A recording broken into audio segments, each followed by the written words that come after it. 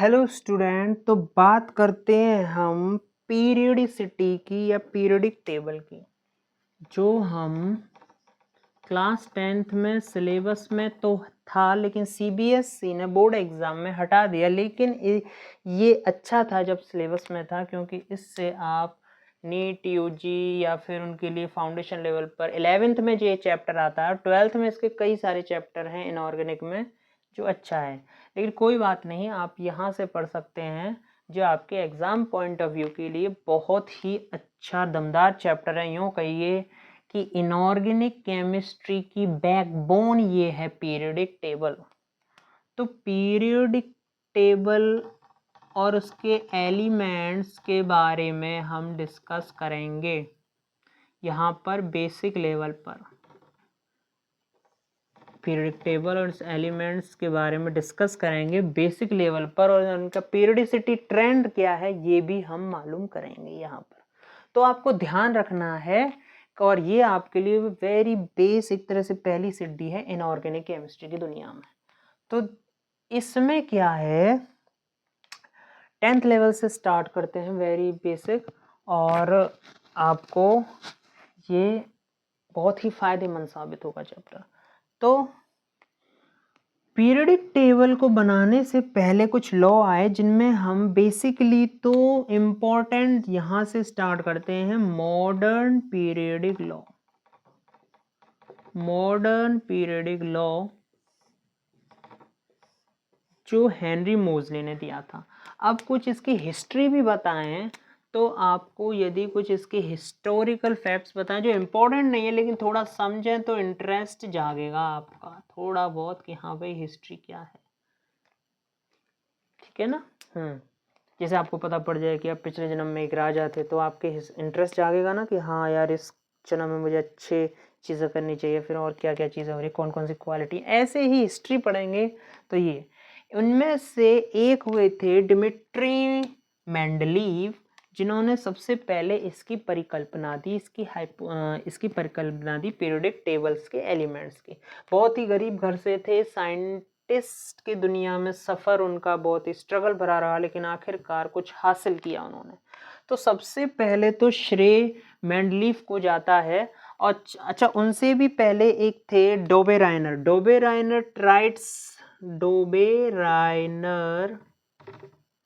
Triads. इन्होंने अपने एक ट्राइड का सिद्धांत दिया।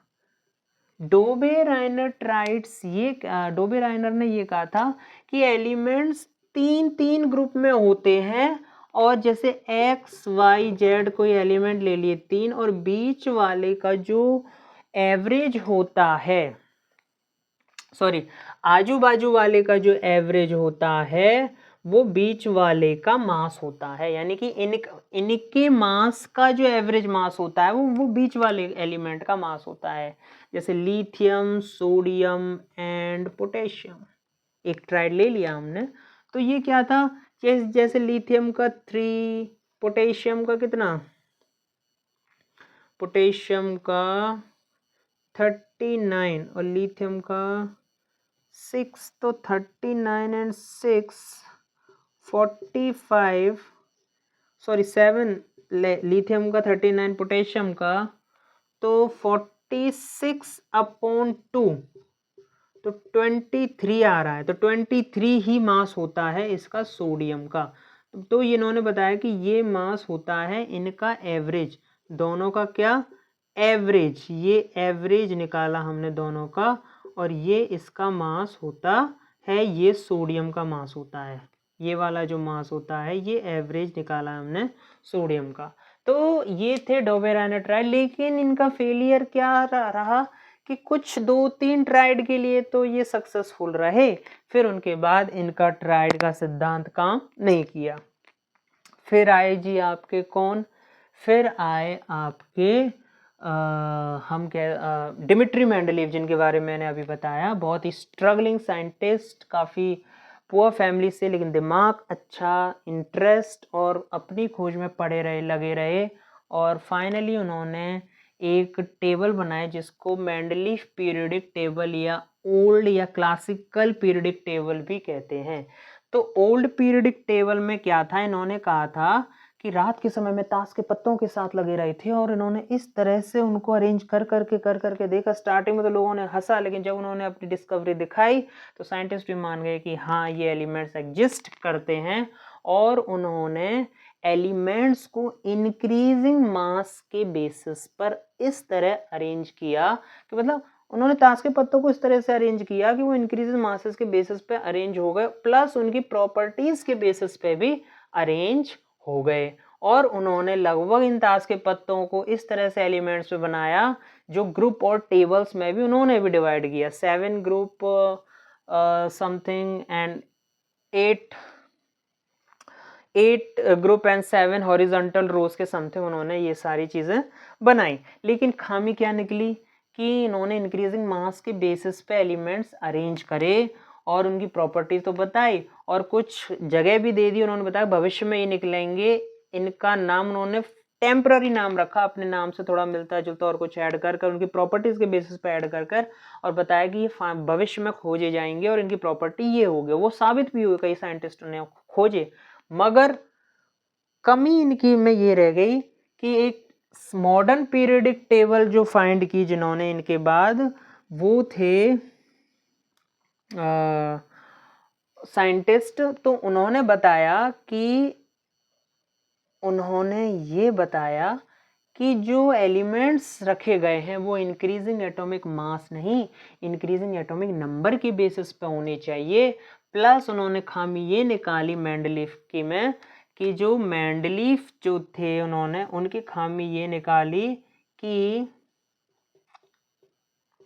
मेंडलीफ टेबल में कि वो उनके आइसोटोप्स की भी पोजीशन फिक्स नहीं थी और कुछ 2, 3, 4 एलिमेंट ऐसे थे जो उनकी अवधारणा से थोड़ा मिसमैच खा रहे थे कि वो इंक्रीजिंग मास के आधार पर तो हो रहे थे, लेकिन कुछ उस लॉ को वायलेट कर रहे थे कि हाँ वो कुछ हैवी मास वाले लाइट मास वाले से पहले आ गए थे। तो ये चीज़ बताई थी। और नंबर और हाइड्रोजन की प्लेस उन्होंने फिक्स नहीं रखी।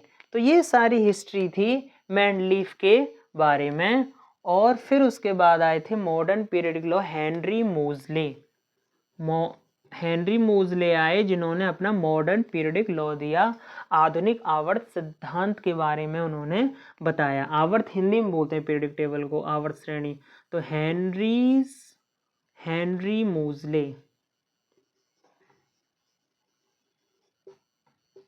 मोजले ने क्या कहा था कि जो एलिमेंट्स होते हैं वो इंक्रीजिंग एटॉमिक नंबर के बेसिस पर होते हैं।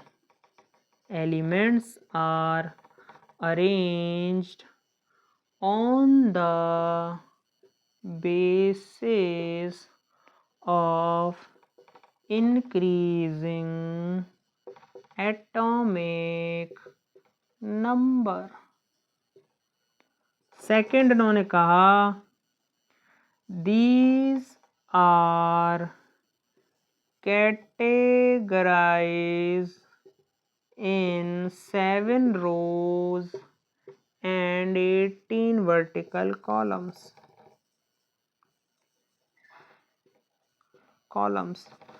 तो 118 elements are present in modern periodic table.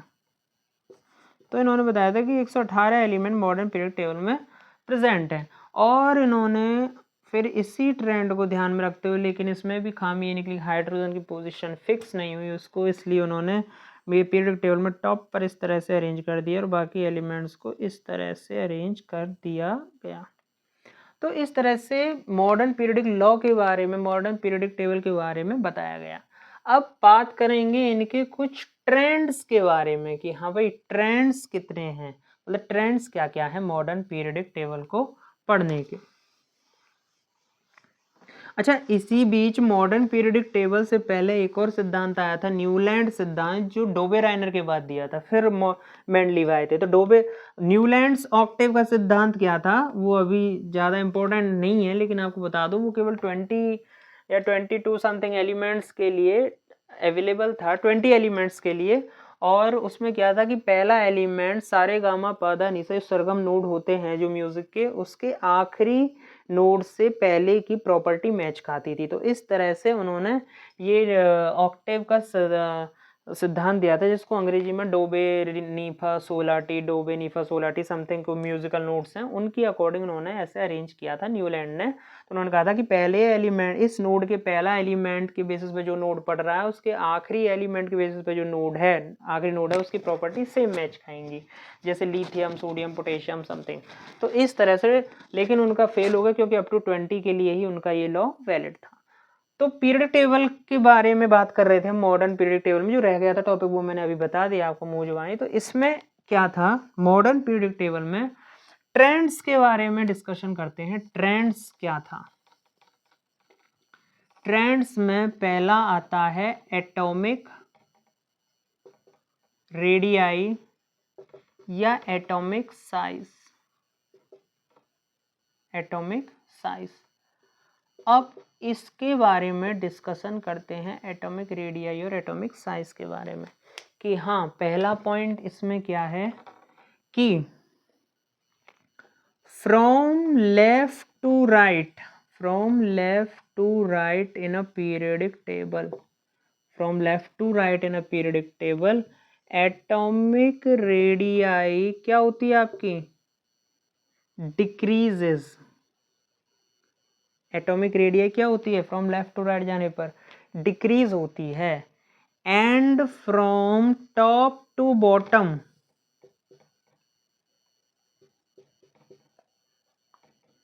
Atomic radii क्या होती है, एटॉमिक रेडियाई इंक्रीज होती है।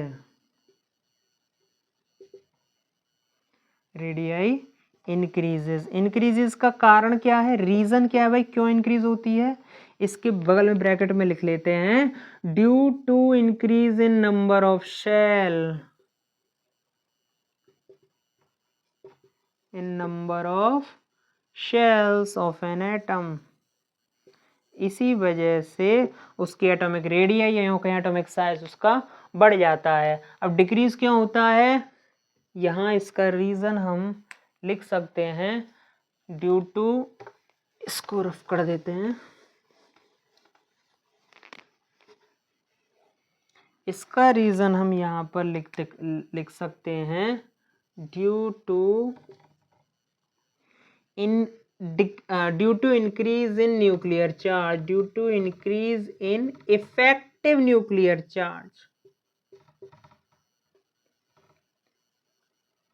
चार्ज और decrease in number of shells, और decrease in number of shells. तो ये सारा मामला हमने इसमें डिस्कस किया इसमें।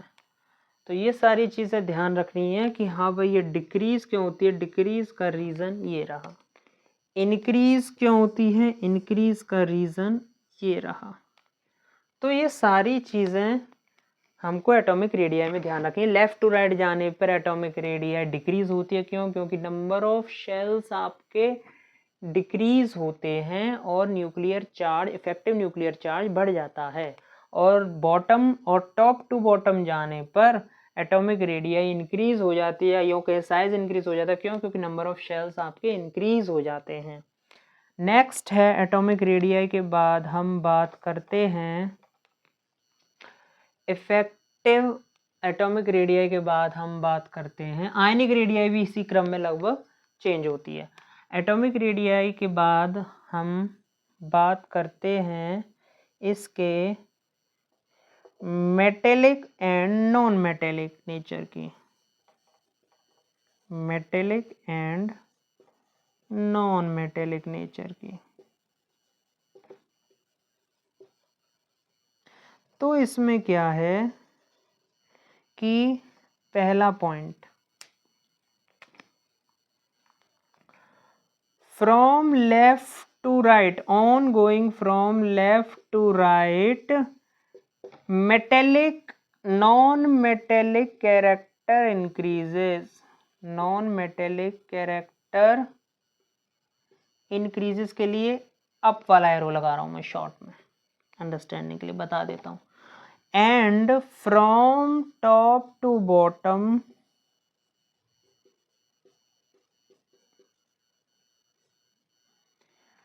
metallic character increases.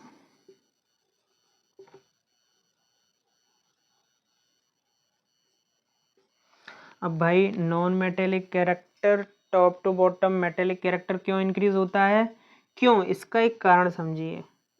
Number of shells जब इंक्रीज होंगे तो क्या होगा, electrons in shells move apart. और जब electron in shells move apart मतलब एकदम दूर दूर डिस्टेंस पे हो जाएंगे तो इजीली रिमूव्ड। तो यानी कि मेटल, इलेक्ट्रॉन्स का मेटल से निकलना ये बताता है कि उसका मेटेलिक कैरेक्टर बढ़ रहा है। किसी भी सब्सटेंस, किसी भी एलिमेंट में से इलेक्ट्रॉन का निकलना बताता है कि मेटेलिक कैरेक्टर बढ़ रहा है। नंबर ऑफ शेल्स बढ़ेंगे तो इलेक्ट्रॉन्स इन शेल दूर दूर चले जाएंगे, काफी बड़ा हो जाएगा साइज, और इसीलिए एनर्जी देने पे वो इसीलिए आखिरी शेल से इलेक्ट्रॉन इजीली रिमूव हो जाते हैं। तो टॉप टू बॉटम जाने पर मेटेलिक कैरेक्टर बढ़ता है और लेफ्ट टू राइट जाने पर, ये मैं पीरियडिक टेबल की बात कर रहा हूँ, पीरियडिक टेबल में होता है ये सब इसमें, और लेफ्ट टू राइट जाने पर इसका क्या होता है, लेफ्ट टू राइट जाने पर नॉन मेटेलिक कैरेक्टर बढ़ता है। क्यों बढ़ता है, नंबर ऑफ शेल घटते हैं तो इलेक्ट्रॉन डेंसिटी ज्यादा होती है, और इलेक्ट्रॉन डेंसिटी ज्यादा होती है इट मीन्स उनको इलेक्ट्रॉन एक्सेप्ट करने की टेंडेंसी ज्यादा आ जाती है। और हम ये पढ़ के आए हैं, हम ये पढ़ते हुए हैं कि एलिमेंट्स में इलेक्ट्रॉन को जो अट्रैक्ट करे वो नॉन मेटल्स होते हैं। नॉन मेटल ज्यादातर इलेक्ट्रोनेगेटिव होते हैं इलेक्ट्रॉन्स को, और मेटल ज्यादातर इलेक्ट्रोपॉजिटिव होते हैं जो इलेक्ट्रॉन्स को देते हैं। इलेक्ट्रॉन को एक्सेप्ट करने की टेंडेंसी इलेक्ट्रोनेगेटिविटी कहलाती है। नेक्स्ट प्रॉपर्टी हम यही पढ़ते हैं कि इलेक्ट्रोनेगेटिविटी क्या होती है। और इसमें क्या था, फ्रॉम टॉप टू बॉटम में मेटेलिक कैरेक्टर बढ़ रहा है, नंबर ऑफ शेल्स बढ़ रहे हैं, इलेक्ट्रॉन दूर दूर जा रहे हैं, इजीली रिमूव हो रहे हैं। तो इलेक्ट्रॉनों को रिमूव करने की टेंडेंसी वो उसका इलेक्ट्रोपॉजिटिव नेचर बताता है एलिमेंट्स का, यानी कि वो मेटल्स हैं। तो ये मेटेलिक कैरेक्टर के बारे में बताता है। तो अब नेक्स्ट हम बात करेंगे इलेक्ट्रोनेगेटिविटी की, कि इलेक्ट्रोनेगेटिविटी क्या होता है।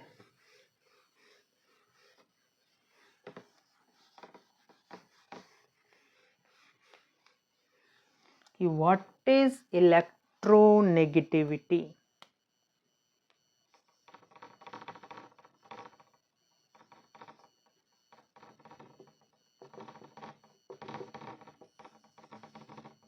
इलेक्ट्रोनेगेटिविटी मतलब tendency to attract electron pair, electrons pair towards itself, ठीक है।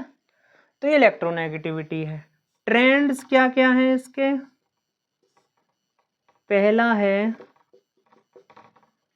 फ्रॉम लेफ्ट टू राइट जाने पर ये इंक्रीज होती है। दूसरा from top to bottom decrease होती है। इसी कॉन्सेप्ट से जुड़ी है या लिंक है एक दूसरे से। लेफ्ट टू राइट जाने पे क्यों इंक्रीज होती है, नंबर ऑफ इलेक्ट्रॉन्स बढ़ते हैं। नंबर ऑफ इलेक्ट्रॉन्स यदि बढ़ते हैं तो नॉन मेटेलिक कैरेक्टर आ जाता है। अब इस तरह से नॉन मेटल्स क्या होते थे, जो इलेक्ट्रॉन को एक्सेप्ट करते थे। तो यही इलेक्ट्रोनेगेटिविटी इसको बताती है कि लेफ्ट टू राइट बढ़ने पर यदि नॉन मेटेलिक कैरेक्टर आ रहा है तो उसकी इलेक्ट्रोनेगेटिविटी भी बढ़ रही है इसका मतलब। और इलेक्ट्रोनेगेटिविटी क्यों बढ़ रही है, क्योंकि नंबर ऑफ इलेक्ट्रॉन्स ज्यादा बढ़ रहे हैं इसी वजह से। फ्रॉम टॉप टू और साइज डिक्रीज हो रहा है तो इलेक्ट्रॉन डेंसिटी बढ़ने का तो काम है ही, होगा ही होगा। अब फ्रॉम टॉप टू बॉटम मतलब क्या होगा, इलेक्ट्रोनेगेटिविटी डिक्रीज होगी। क्यों, क्योंकि उसका मेटेलिक कैरेक्टर बढ़ रहा है। तो ये सारी चीजें पढ़ी हमने इलेक्ट्रोनेगेटिविटी में।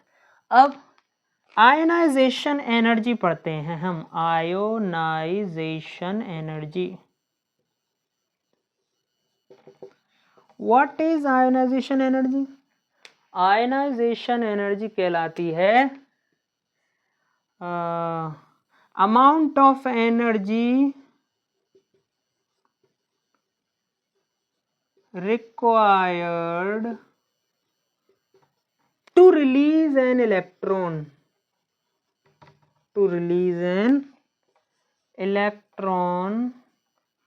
from the outermost shell of an atom, वो कहलाती है आपकी आयनाइजेशन एनर्जी। अब आयनाइजेशन एनर्जी का भी ट्रेंड समझेंगे हम।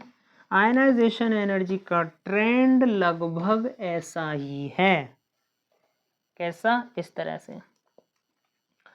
अब आयनाइजेशन एनर्जी का यदि हम ट्रेंड समझें,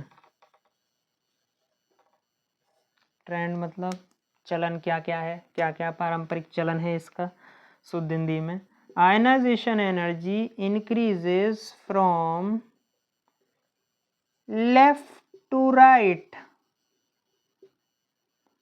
and ionization energy decreases from top to bottom। इस तरह से याद रखने हैं बस। तो ये सारी चीज़ें आपको ध्यान में आ जाएंगी कि पीरियोडिक टेबल और उसके ट्रेंड्स क्या होते हैं। तो इस तरह से आपको हम, अब मैं कहूँ आपसे कि कोई एलिमेंट्स दे रखे हैं, अरेंज दीज एलिमेंट्स। क्वेश्चन है increasing order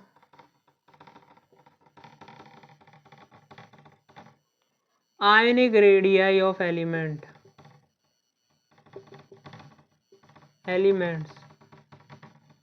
cesium, rubidium, lithium, potassium, sodium, इस तरह से। तो आप इनका इंक्रीजिंग ऑर्डर कैसे बताएंगे? वही टॉप टू बॉटम वाला, increasing order of ionic radii, top to bottom जाने पर इंक्रीज होती है। तो सबसे कम किसकी होगी? लिथियम, फिर सोडियम, फिर पोटेशियम, फिर रुबिडियम, फिर सीजियम। तो इस तरह से हम, फिर फ्रांसियम। तो इस तरह से हम अरेंज कर सकते हैं। कोई 3 का भी ऑर्डर आ जाए। अब आयनिक रेडियाई का इंक्रीजिंग ऑर्डर ये है। अरे आयनिक, हाँ ये इंक्रीजिंग है क्योंकि इसकी सबसे कम आयनिक रेडियाई, इसकी सबसे ज़्यादा आयनिक रेडियाई। तो इस तरह से आप मेटेलिक कैरेक्टर में बात करूं तो सोडियम, पोटेशियम और लिथियम, इनको डिक्रीजिंग मेटेलिक ऑर्डर में लगाओ, डिक्रीजिंग ऑर्डर में। तो अरेंज, क्वेश्चन बन गए यहाँ पर, arrange sodium, potassium and lithium in decreasing order, decreasing metallic order, decreasing metallic order. तो इस तरह से आप इसको कैसे लगा सकते हैं? पोटेशियम, सोडियम और फिर लिथियम। तो इस तरह से आप इनको डिक्रीजिंग ऑर्डर में लगा सबसे ज़्यादा मेटेलिक ये। अब देखिए इस तरह से होता है फर्स्ट ग्रुप। अब इसमें कैसे करेंगे? अब हमारा लिथियम सबसे पहले आ रहा है, तो डाउन द ग्रुप मैंने कहा ना मेटेलिक कैरेक्टर बढ़ता है, तो सबसे ज़्यादा मेटेलिक कौन होगा यहाँ से? इन तीनों का कंपैरिजन पूछा था एग्जाम में, तो पूछा था इस क्वेश्चन में। तो कैसे? पोटेशियम सबसे पहले, फिर सोडियम, फिर लिथियम। तो इस तरह से आप कई सारे क्वेश्चन इन ट्रेंड्स के बेसिस पे इजीली हल कर सकते हैं। एक चीज़ और, आयनाइजेशन एनर्जी, यदि किसी भी एलिमेंट से एक इलेक्ट्रॉन निकलता है, मैं कहूँ यदि किसी एलिमेंट से एक इलेक्ट्रॉन निकलता है, जैसे सोडियम का कहा मैंने, तो 281, तो इसकी IE1 वैल्यू क्या होगी? तो इसकी IE1 आयनाइजेशन एनर्जी 1, यदि 1 इलेक्ट्रॉन्स रिमूव हो रहा है। और IE2 इसका बहुत ही मुश्किल है। पूछो क्यों? एक इलेक्ट्रॉन रिमूव हो गया तो अब ये स्टेबल हो गया। ये कैसा हो गया? ये स्टेबल ऑक्टेट हो गया, स्टेबल कंपाउंड हो गया, जो नियोन के इलेक्ट्रॉन कॉन्फ़िगरेशन के बराबर हो गया। तो इसकी सेकंड आयनाइजेशन एनर्जी बहुत टफ है। क्यों? इस पे भी क्वेश्चन बन गया। क्वेश्चन ये है कि IE1 आयनाइजेशन एनर्जी 1 यानी 1 electron is possible, is favorable in sodium metal element, but IE2 is not favorable in this condition, whereas IE2 in magnesium is favour. इस तरह से क्वेश्चन घुमा के पूछे तो and why, justify your answer. तो इस तरह से क्वेश्चन पूछे तो आप कैसे बताओगे? हम बताएंगे सोडियम के केस में इलेक्ट्रॉनिक कॉन्फ़िगरेशन कंप्लीटली फिल्ड हो जाता है, जो नोबल कॉन्फ़िगरेशन के बराबर होता है। हम ये जानते हैं कि हाफ फिल्ड, एक बात हमेशा ध्यान रखो, हाफ फिल्ड और कंप्लीटली फिल्ड जो इलेक्ट्रॉनिक कॉन्फ़िगरेशन होता है वो एलिमेंट्स का वो बहुत स्टेबल होता है, तो ये ज़्यादा स्टेबल है, इसलिए सेकंड इलेक्ट्रॉन निकालना मैग्नीशियम के लिए पॉसिबल है, क्योंकि उसके पास 2 इलेक्ट्रॉन है और उसके पास 1 इलेक्ट्रॉन है, इसलिए IE1 ज़्यादा फेवरेबल कंडीशन है सोडियम में एज कंपेयर टू IE2 के, क्योंकि मैग्नीशियम में है बट सोडियम में नहीं है। मैग्नीशियम का इलेक्ट्रॉनिक कॉन्फ़िगरेशन देखें आप तो इस तरह से होगा 282 बाई IE1 हो सकता है पॉसिबल जी, हो गया, 1 इलेक्ट्रॉन निकल गया, ठीक है, 1 इलेक्ट्रॉन रिमूव, 1 इलेक्ट्रॉन रिमूव, अब 1 इलेक्ट्रॉन रह गया, तो IE2 भी पॉसिबल है, 1 इलेक्ट्रॉन और निकल गया, यानी आयनाइजेशन एनर्जी 2 पॉसिबल है। क्यों? क्योंकि इसका इलेक्ट्रॉनिक कॉन्फ़िगरेशन अब कंप्लीट हुआ, तो 2 इलेक्ट्रॉन इसमें निकल सकते हैं, इसलिए ionization energy of 1 electron, ionization energy of 2 electron is possible in magnesium but not possible in sodium. So इस तरह से आप डिफरेंट टाइप के क्वेश्चन कॉन्सेप्ट इजीली कर सकते हैं, पढ़ सकते हैं पीरियोडिक टेबल को देखकर, उसके ट्रेंड को देखकर। तो आई होप आप पढ़ते रहेंगे, याद करते रहेंगे और क्वेश्चन अप्लाई करते रहेंगे, और कोई प्रॉब्लम आए तो पूछेंगे। तो ये हो गया जस्ट बेसिक आपका पूरा, और थोड़ा 11th लेवल को टच करता हुआ आपका फाउंडेशन लेवल का बेसिक इनऑर्गेनिक, जो आपको आगे बहुत हेल्प करेगा। Thank you.